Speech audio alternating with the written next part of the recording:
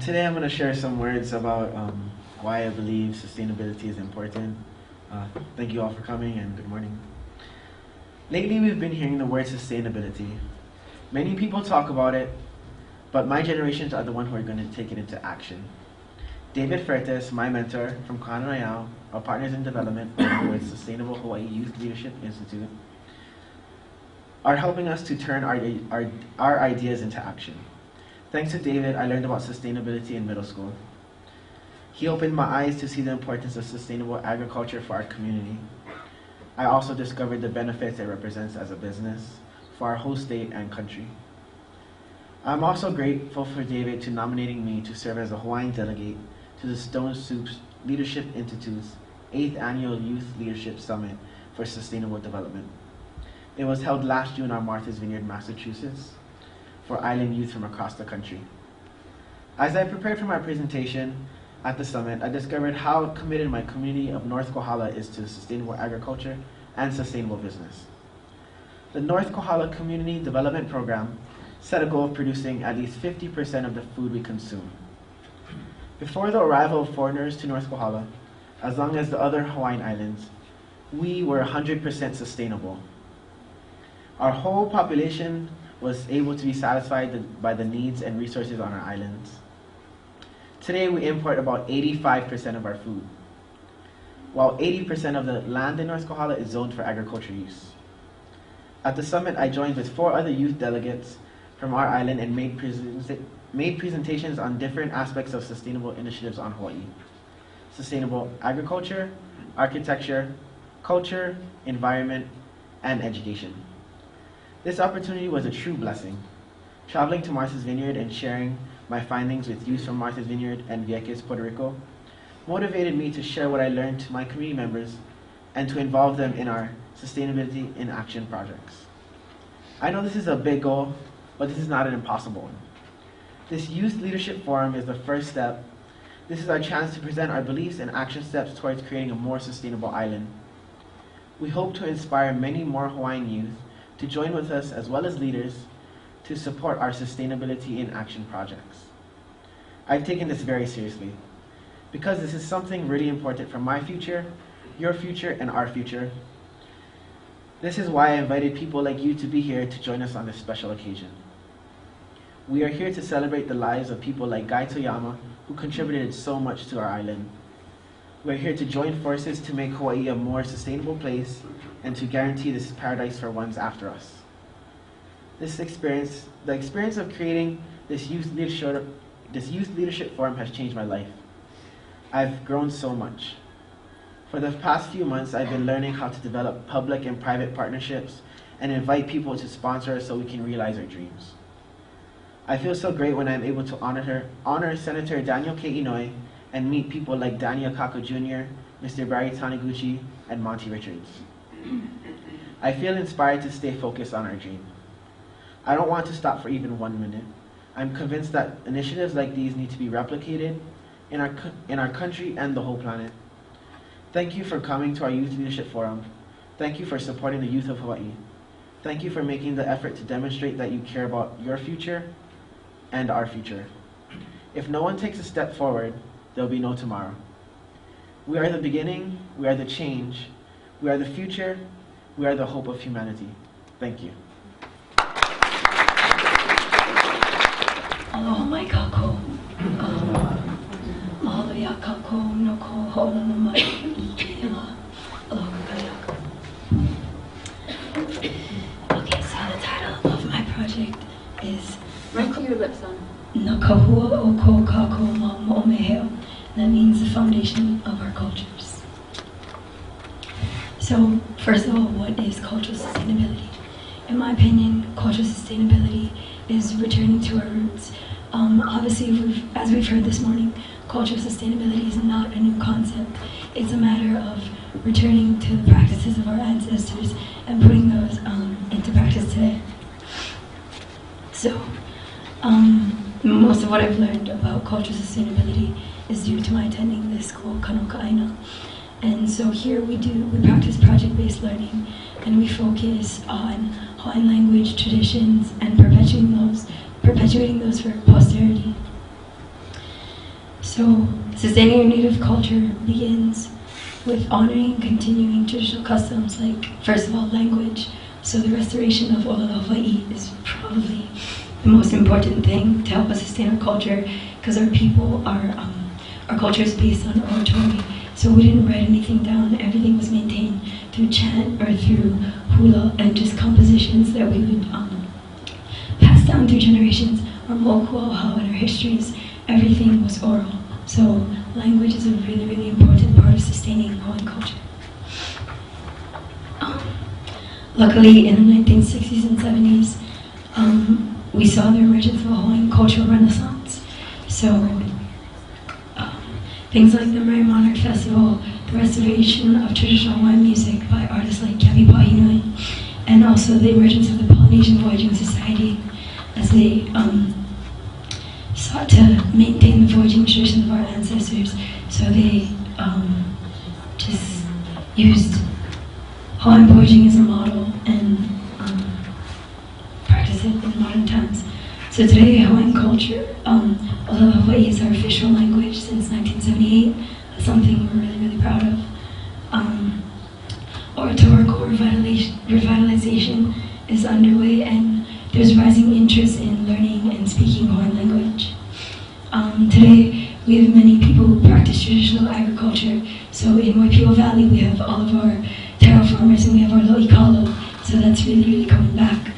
And so we're hopefully going to be able to feed our families even more than we are today. And also, one of the most important things, in my opinion, is that there's a renewed pride in Hawaii's culture. So even though our economy is really based on tourism, that's how many of us make our livelihood, there's a rising interest in incorporating Hawaiian culture and practice into even the tourist industry. So if that's the avenue that we have to take to teach people about our cultures, and I say by all means. So the products of cultural sustainability are traditional arts and crafts. So like learning how to make kaula or rope, or learning how to thatch a house as our ancestors did. Learning the practices of wayfinding and navigation without the use of modern technology. Restoring our reliance on the lo'ikalo and the mala'ai, so feeding our families from our native soil. And also the practice of holistic Hawaiian education through programs like the Ahapuna Leo and Kulakai Puni, and Nale Nawao, the Native Hawaiian Charter School Alliance. Also the preservation of cultural sites, so restorative efforts like rebuilding our heiau, and also the conservation of native species like our birds and our plants and our fish. So the sustenance of culture yields a really universal result. First of all, it's a return to a Hawaiian way of thinking. So one I know that I feel really embodies the ideas of sustaining culture in relation to environmental sustainability is Heali Ka'aina Hikawa Kikanaka, which means the land is chief and man is its servant. So as we've heard a lot this morning, the importance between man and land is probably the most important thing that we have to realize in order to kind of just change our perspective about the idea of sustainability. So Hawaiian culture kind of acts as a basis for shifting cultural responsibility. Sustainability really is going to begin as a mindset, and it already has, as we've seen today, to draw upon really ingrained knowledge, to amend modern transgression, and enacting our valued ancestral knowledge.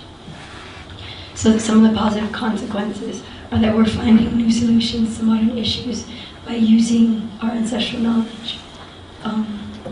We're applying ancient practices in the modern day. So we're replanting native plants. We're practicing responsible hunting and gathering, only taking as much as we need, which is a really, really Hawaiian concept and way of dealing.